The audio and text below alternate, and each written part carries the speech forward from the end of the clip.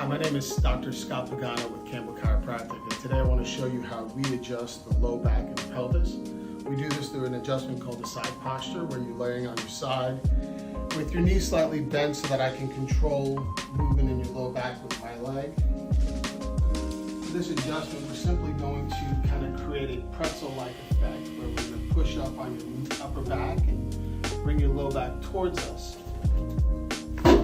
And then with a little bit of a thrust downward, we're able to move those joints to be able to relieve stress from different conditions that affect the low back.